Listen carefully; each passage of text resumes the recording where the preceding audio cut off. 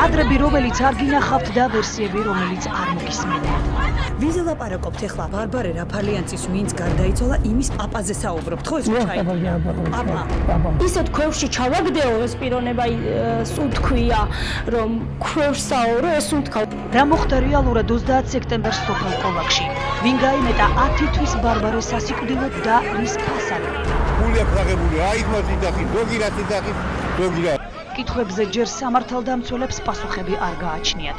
სამ კვირაში, ჩემი ინფორმაციით, მექნებოდა რეალური სურათი. თუ არის რაიმე მე ასე არ შემიძლია რომ არ აღნიშნო რომ ალბათ ნაჩქარევი იყო ის განცხადება. თუმცა კითხვები პოლიტიკომ კიდევ ერთხელ დასვა და მათზე პასუხებიც მიიღო. ეს არის ნაციონალების სახელმწიფო გაიგო. ეს არის მახჩობელები გავხდით და არა ადამიანები ვართ ხო? ამით რა სარგებელი ქონდა სიტყვაზე გიორგი ღვინიაშვილს ან ნაციონალურ მოძრაობას? პასუხები, რომლებიც დამატებით ახალ კითხვებსაც აჩენს. როგორ წავლო იმასკილი და როგორ ჩააგდო? როგორ